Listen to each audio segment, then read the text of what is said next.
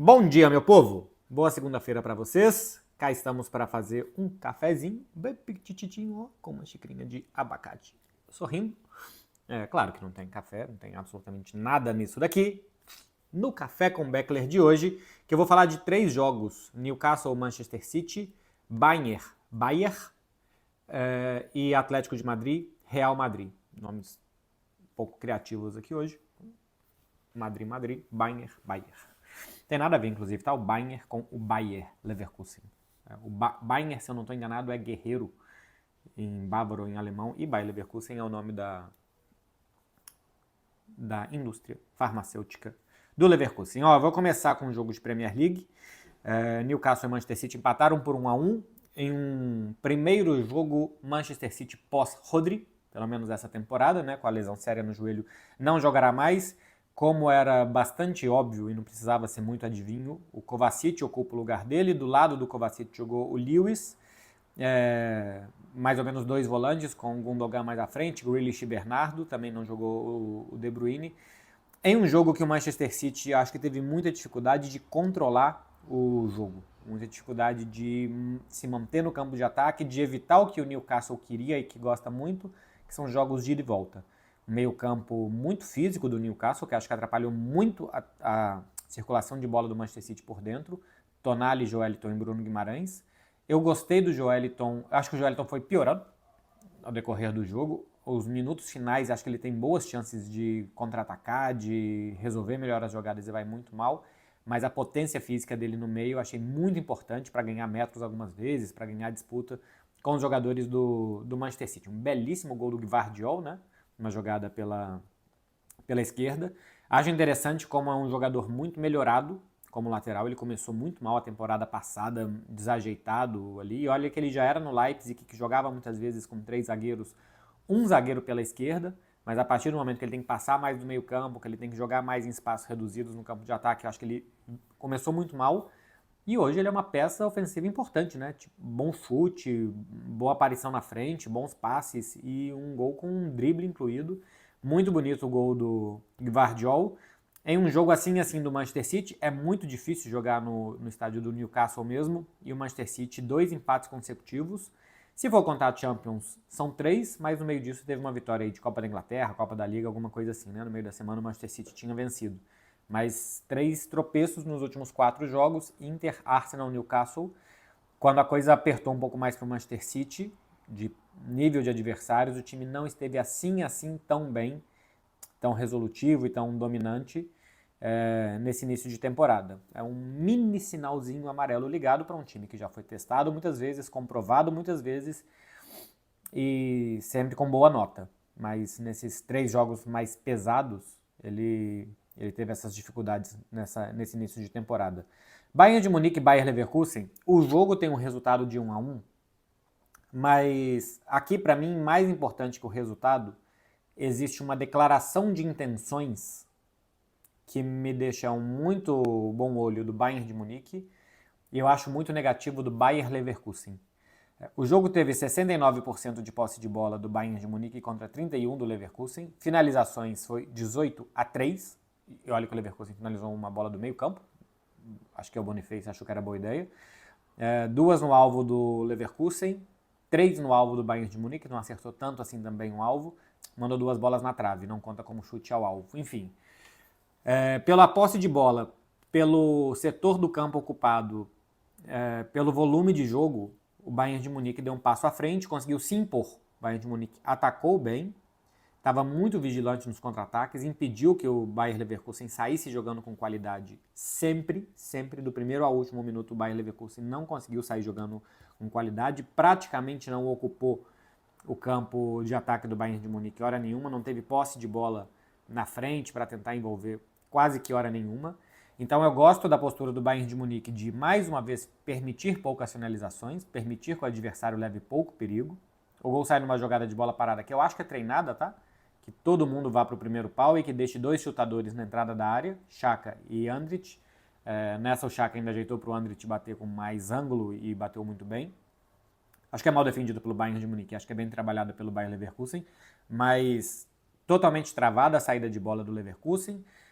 muito valente o Bayern de Munique marcando lá na frente. O Upamecano toma um cartão amarelo no primeiro tempo ainda por uma reclamação, que eu acho que ele não deveria ter feito, de uma falta que ele faz na intermediária do adversário, porque saiu para perseguir o Boniface até o campo do Bayer Leverkusen, deixando claro que espaço nas costas dele, mas confiando que se essa bola fosse lançada para o Wirtz, para o Grimaldo, para alguém, que teria outros jogadores do Bayern em condições de chegar.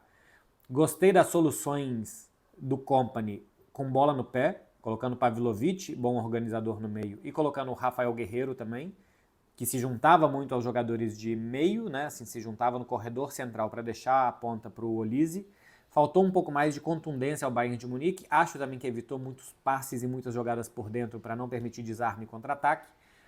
Jogou muito tentando decidir o jogo pelos lados do campo e aí empurrou os alas do Leverkusen para trás e gerava dobra em cima dos atacantes do Bayern de Munique, mas não gerava contra-ataque porque Grimaldo e Frimpong tiveram que fazer muitas tarefas defensivas. Declarações de intenções por quê? O Bayern de Munique quer atacar, quer dominar, quer dar no campo rival, não quer permitir contra-ataque, quer ter muito mais posse de bola, conseguiu tudo isso. E o Bayer Leverkusen me chama muito negativamente a atenção, porque o time que ganhou a Bundesliga invicto, que ficou mais de 50 jogos sem perder, que chamou a atenção de todo mundo, não era o time que entrava em campo para sobreviver e tentar um contra-ataque. Esse é o Bayer Leverkusen antes da temporada passada, que é um time que, quando vai jogar contra o Bayern de Munique, se vê em inferioridade e vê se consegue raspar um pontinho. Esse Bayer Leverkusen, que a gente se acostumou a ver nos últimos meses, se caracterizou pela coragem de sair jogando desde atrás, com risco de atacar os adversários em qualquer estádio que fosse, de ocupar o campo de ataque do adversário, de envolver com linhas de passes difíceis de imaginar. Claro que depois o time vai ficando mais manjado e tal, então você vai estudando. Mas inicialmente eram linhas de passes difíceis de decifrar a movimentação dos jogadores do Leverkusen, que precisa ser reinventado. Esse início de temporada do Bayer Leverkusen até aqui, para vocês que estão toda segunda-feira tomando um cafezinho comigo, vocês sabem que eu não tenho gostado. Por defensivamente como esse time está exposto, como está se defendendo mal. Contra o Bayern de Munique se defendeu mal também, não tão mal como nos outros jogos, porque não ficou um jogo de ida e volta, então não deixou tantos espaços atrás, mas mesmo se defendendo lá atrás, permitiu ao Bayern de Munique e atacou especialmente mal. Porque beleza, contra o Wolfsburg na semana passada, aliás eu vi o Wolfsburg 3 vezes, porque assisti também essa semana contra o Stuttgart, tinha assistido contra o Bayern de Munique e o Bayer Leverkusen, não ganhou nenhuma, mas eu gostei deles 3 vezes, enfim. Na semana passada contra o Wolfsburg, tomou 3 gols, mas fez 4. Então, pelo menos, ainda tem alguma produção ofensiva. Contra o Bayern de Munique não teve produção ofensiva, não teve, um gol de escanteio. E defensivamente não foi tão bem assim também. Pode ser um momento, esse time ainda não está carburando, esse time ainda não está rodando na velocidade que precisa, mas eu não tenho gostado do Bayer Leverkusen e a intenção nesse jogo me chamou muito negativamente a atenção. Como as intenções do Bayer Leverkusen eram de um time que não conseguiu os títulos na temporada passada e a atenção do mundo inteiro na temporada passada por jogar assim. Outra coisa é que você queira jogar como jogava e que não dê certo. Pô, beleza, pelo menos você está tentando. Mas que esse time dê tantos passos atrás. Essa intenção do Bayer Leverkusen é o que me chama a atenção mais negativamente. Eu vou finalizar falando de Atlético de Madrid 1, Real Madrid 1, mas antes um recado que eu já dei para vocês aqui algumas vezes da Socios.com, para vocês adquirirem lá os fan tokens de vocês, aquelas moedinhas virtuais, aquelas criptomoedas, para vocês trocarem depois por experiências dos clubes que vocês gostam. São mais de 70 clubes parceiros. Eu já joguei bola no Camp Nou, numa ação da Socios.com, e você pode trocar vários, assim, cada clube tem as ações que eles promovem e as experiências que você pode ter. É uma forma de você participar e ajudar de fato o clube que você gosta. Se o clube que você torce é parceiro da Socios.com e você compra lá os ativos do seu clube, se você compra os fan tokens do seu clube, você está ajudando o seu clube e depois você pode trocar isso, você tem uma contrapartida, você pode trocar isso por camisa autografada, por frase que vai estar no vestiário, o que vai estar no bracelete do capitão, você toma decisões pelo clube, ou essas experiências de visitar CT, de visitar estádio e tal, que são muito legais, são experiências realmente que valem a pena. Então, tem link aqui na descrição do vídeo, entra lá, socios.com, e escolhe ou algum clube que você gosta, ou clube que você torce de fato, que você é apaixonado por ele, para você fazer parte do dia a dia, para você ajudar o seu clube e depois você ainda troca por experiências que vão ser muito legais para você também. O seu clube te dá alguma coisa em troca dos fan tokens que você adquirir. Então vai lá porque é uma forma legal mesmo de você participar e uma forma diferente de você interagir com o seu clube. Atlético de Madrid 1, Real Madrid 1. Foi um jogo muito ruim. Um jogo muito ruim, um jogo muito mais das defesas do que dos ataques. Eu não gostei de nenhum atacante desse jogo. Vini, Rodrigo, depois Endrick, menos do Endrick, né? Jogou muito pouquinho. Sorloth, Julian Álvares, Griezmann, o Ángel Correia, esse sim, porque ele realmente entra para mudar jogo e para tentar alguma coisa no finalzinho e ele consegue ser um muito bom reserva, muito útil para entrar e fazer essas coisas. Mas foi um jogo de 4 chutes no alvo para cada lado, 12 tentativas de finalização para cada lado também, 50% de posse de bola para cada lado, 5 escanteios para cada lado. Foi um jogo muito igualado, truncado pela questão extra-campo, né? O jogo ficou paralisado 25 minutos. Eu achei que o Simeone armou mal o time. Eu não gostei do que tentou fazer o Atlético de Madrid inicialmente. Colocou Molina e Renildo nas laterais. Eu prefiro quando é Marcos Llorente e Samulino e 3 zagueiros. Colocou Julian Álvares bem aberto pela esquerda. O Griezmann caía mais pela direita, junto do De Paul por ali. E à frente jogava o Sorloth, que jogou muito mal, tomou más decisões, travou alguns ataques do Atlético de Madrid. Ele acho que atrapalhou o time no momento que ele esteve em campo. Mas eu acho que o Atlético perdeu velocidade para contra-atacar, para não só roubar a bola do Real Madrid e sair correndo, mas quando fosse sair jogando que o Real Madrid viesse morder, então se o Real Madrid sobe para te morder, tem espaço entre zagueiros e goleiro. E acho que o Atlético de Madrid, com falta de velocidade nas pontas, porque acho que são os melhores jogadores para fazer isso, Marcos Llorente e Samulino, com falta dessa velocidade, o time saía muito lento, o Real Madrid é muito rápido na defesa, Valverde, Rudiger, Militão, especialmente o Mendy também, são jogadores muito físicos e velozes, então eles são rápidos e se precisa trombar, eles trombam, e o Real Madrid controlava muito bem os contra-ataques do Atlético de Madrid. Por outro lado, o Real Madrid sem o Mbappé, jogou com o Modric na base do meio campo, algo que eu já tinha falado aqui em algum vídeo com vocês, que eu esperava que o Ancelotti faria durante a temporada, que ele jogaria com o Modric mais ou menos na função do Toni Kroos de ajudar a saída de bola, para que fosse mais organizado, um jogador com melhor pé perto de zagueiros e laterais para dar mais critério na saída, e acho que isso funcionou muito bem. E também muito boa leitura do Fede Valverde de todo o jogo. O momento que era para ele baixar e ajudar nessa saída de bola sendo um jogador a mais por ali para gerar superioridade para o Real Madrid, o momento que era para ele se espetar pelo lado do campo para puxar a marcação do Atlético de Madrid e dar opção de bola longa. Não é só um jogador físico e forte, o Fede Valverde, mas ele também está mostrando cada vez mais, eu acho que sempre teve, mas está mostrando cada vez mais a faceta de um jogador inteligente e que sabe ler o que o jogo está pedindo para ele. Isso é fundamental para o meio-campista. Eu gostei muito do meio-campo do Real Madrid. Gostei da função do Modric por ali. Acho que o Tchouaméni também protegeu muito bem a entrada da área, uma zona de influência muito forte do Griezmann, do Julian Álvares quando joga mais por dentro, e acho que foi bem protegida pelo Tchouaméni. O Bellingham tem uma coisa que é curiosa. Ele é um jogador que tem brilhado mais, aparecido, que tem sido mais estrela no sentido de dar brilho e não de estrelismo e de um cara nariz em pé, mas ele tem brilhado mais pelos gols que ele faz e tal, a contribuição ofensiva dele. Mas quando ele precisa se sujar de barro, ele também se suja. E eu acho que esse jogo contra o Atlético de Madrid pedia um Bellingham mais guerreiro, operário, que ralasse a bunda no chão, e ele fez tudo isso. Eu fico até a pergunta aqui para vocês, se vocês já ralaram a bunda de vocês no chão hoje. E o Bellingham fez tudo isso, então eu gostei muito da luta para jogar contra o meio-campo com Llorente, Gallagher, Cook, é preciso de muita luta do outro lado e o Bellingham conseguiu igualar isso muitas vezes e eu gostei. Terminou o jogo como segundo atacante, porque também pode ajudar na frente pelo corpo, pela altura, baixar a bola, disputar com os zagueiros, também pode fazer tudo isso. Mas eu gostei da postura em campo do Bellingham.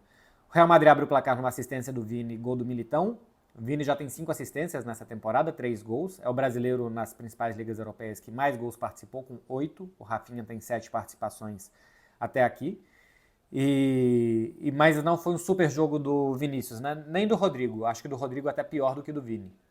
O Vini teve muita dificuldade nos duelos 1 contra 1, muito bem protegido pelo Atlético de Madrid. Não acho que teve teve algum desentendimento ali com os jogadores do Atlético, mas não teve tanta guerra do Vini.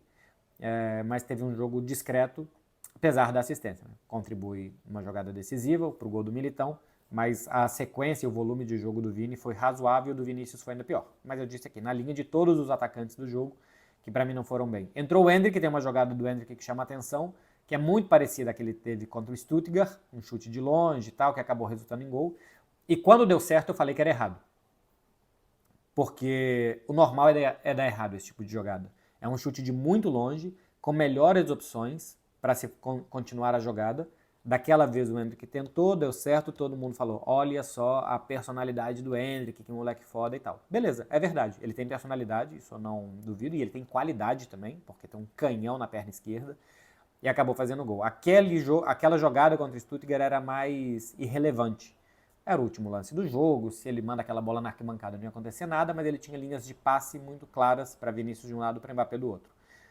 Ontem contra o Atlético de Madrid ele tinha menos óbvia essa linha de passe, embora quando um atacante está conduzindo a bola é muito normal que quando ele vê que ele não tem muito o que fazer, que ele dê mini olhadinhas para trás assim de retrovisor para perceber se tem algum jogador chegando em condições. O Bellingham chegaria em condições. A jogada mais inteligente a se fazer naquele momento era segurar a bola e reduzir um pouco a velocidade para que o defensor do Atlético de Madrid emparelhasse com ele, e isso abriria corredor para o Bellingham, ele poderia fazer um passe e gerar o segundo gol do Real Madrid, ou segurar a bola no campo de ataque, gerar uma falta, um escanteio, ganhar um pouco mais de tempo.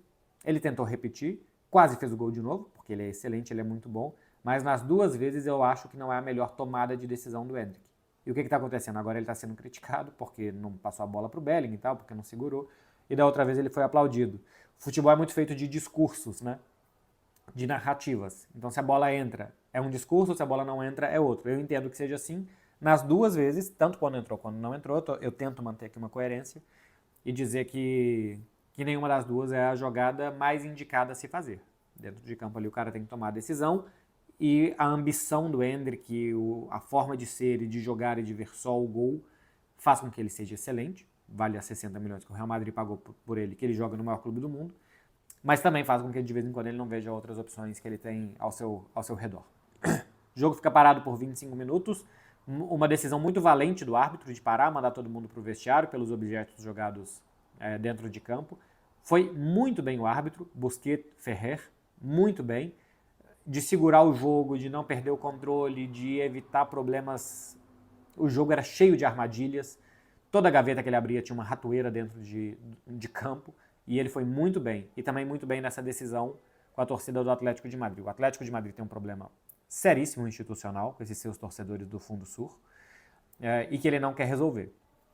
A imagem que o Atlético de Madrid passa para o mundo é lamentável, de um clube pouco simpático, um clube antipático, um clube permissivo, com torcedores violentos, com torcedores com discurso de ódio, com ideologia de ódio, e o Atlético de Madrid é extremamente parceiro desses torcedores. Né? Assim, a cena ali do Simeone, do Jiménez, do Coque conversando com eles, nunca existe uma declaração ostensiva do Atlético de Madrid ou uma ação ostensiva do Atlético de Madrid para parar esse tipo de torcedor e diminuir a influência deles nos jogos.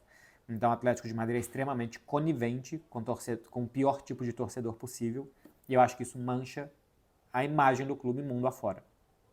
E ontem manchou a imagem do clube e de La Liga, com o principal jogo do campeonato até aqui tendo que ser parado por quase meia hora, porque tinha fanático mandando o objeto para campo que poderia machucar os jogadores. Enfim, empate por 1-1 com um gol aos 50 do segundo tempo, sai um sabor mais doce para o Atlético do que para o Real Madrid, que teria um final de semana redondo, né? O final de semana do Real Madrid seria excelente com a derrota do Barcelona em Pamplona, ganhando um clássico fora de casa. O empate acho que não é ruim para o Real Madrid, continua sem perder, tem mais de um ano que esse time não perde em 90 minutos. Reduz a distância para o Barcelona de 4 para 3 pontos, mas fica com um sabor amargo de ter tomado um gol nos acréscimos do segundo tempo, em um jogo que foi muito igualado. Poderia ter sido empate, o que eu acho o resultado mais justo, e poderia ter caído para qualquer lado. Como o Real Madrid golpeou primeiro, era muito mais normal que caísse para o lado do Real Madrid, e acaba empatado por 1-1, um mau jogo de futebol, e assim, acho que é um jogo esteticamente feio, não foi um belo jogo, uma bela disputa futebolística, mas um jogo muito disputado, como os clássicos normalmente são. Eu vou passar aqui só por um assunto. O Vitor Roque voltou a jogar ontem contra o Espanhol. As notícias que vinham de Sevilha é que ele só voltaria depois da data FIFA. que ele teve depois do jogo contra o Mallorca, uma torção no tornozelo esquerdo, seria de algumas semanas, mais poucas. Não jogou na quinta-feira, não foi nem relacionado. Treinou no sábado, a parte do grupo, e jogou no domingo, como reserva, mas jogou. Então, assim, eu falei aqui que o Vitor Roque só voltaria depois da data FIFA, porque era isso que se esperava em Sevilha. Devia ter pegado uma água, não peguei. Voltou antes, excelente, pôde participar, jogou cerca de meia hora nessa vitória do Betis por 1-0 sobre o Espanhol, mais um gol do Giovanni Lo Celso. Tá jogando muito bem. E o Vitor Roque protagonizou uma cena muito infeliz da parte dele, na minha opinião. Desentendimento com o adversário, acho que o adversário dá uma provocada nele, e o Vitor Roque faz aquela cena que a gente acho que viu o Ibrahimovic deixando ela famosa, que é tentar olhar na camisa do cara e pedir pro cara virar para ele ver o nome e saber quem que o cara era, né? Foi o defensor do Espanhol, vou até pegar o nome dele. Quem que foi?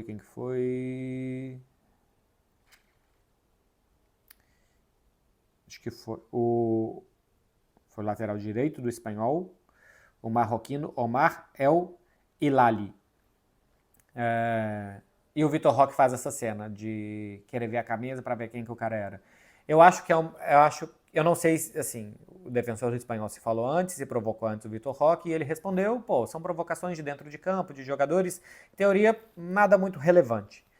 O que eu acho que não é muito esperto da parte dele, primeiro porque é um desrespeito com o adversário, fica muito ostensivo, todo mundo vê. Segundo, mostra prepotência de um jogador que tem que mostrar tudo menos prepotência. Ele chegou na Espanha custando muito dinheiro, o Vitor Roque levanta muitas dúvidas sobre a capacidade dele de jogar no futebol espanhol. Ele ainda não está jogando tudo que ele pode jogar e que eu acho que ele vai jogar no Betis.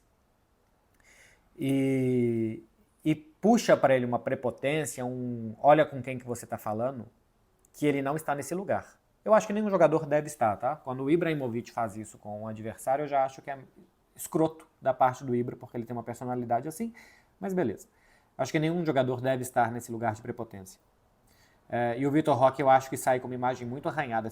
Eu acho que esse vídeo não tenha chegado no Brasil, talvez, porque ele tem um bloqueio geográfico, que ele só pode ser exibido aqui na Espanha pelos detentores de direitos do Campeonato Espanhol. Mas se você entra no perfil da Movistar aqui, que mostrou esse lance, os comentários são gerais de gente falando quem que é esse garoto prepotente, quem que ele acha que ele é. E assim, era um jogo Betis espanhol, sabe? Não gera assim um sentimento do torcedor de Barça-Madrid, que todo mundo que é contra o Real Madrid vai xingar o Vinícius Júnior, todo mundo que é contra o Barcelona vai xingar o Lewandowski, o Lamine Yamal, o Rafinha.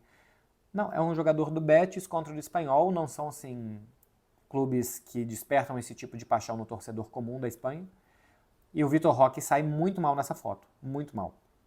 Acho que era dispensável o que ele fez, acho que não foi bem, é um garoto de 19 anos que tem muito que aprender, e que foi mal nessa provocação dele com o adversário, prepotente, tentando humilhar o adversário, tentando se mostrar, coisa que ele precisa ainda fazer dentro de campo por merecer que as pessoas saibam quem ele é também. Então, não gostei. E aqui não é porque é um jornalista brasileiro, eu gosto do Vitor Roque como jogador, e as informações que eu tenho dele como pessoa, como profissional também são excelentes, eu gosto dele, mas também não é meu papel aqui não falar, não trazer um tema que eu acho que foi relevante no futebol espanhol esse final de semana. Tá certo, meu povo? Cafezinho com vocês fica por aqui. Amanhã eu vou fazer um vídeo de prévia de Champions para vocês. Na terça-feira à noite, um pós-Barcelona e Young Boys. Na quarta-feira, um pós-Girona Feyenoord, porque eu vou para Montilivi, eu vou acompanhar a primeira noite europeia do Girona em casa, vai ser muito legal, tem vídeo também pós-Girona na quarta-feira. Quinta-feira, semana do Barça, sexta-feira respondo perguntas, sábado pós de Alavés, Barcelona. Essa é a agenda do canal, então se inscreve aqui para você não perder os próximos conteúdos. Um beijo para vocês, meu povo, boa semana recheada de juízo e de boas decisões, porque o final de semana vai vir aí para vocês jogarem tudo isso pro alto. Valeu, gente!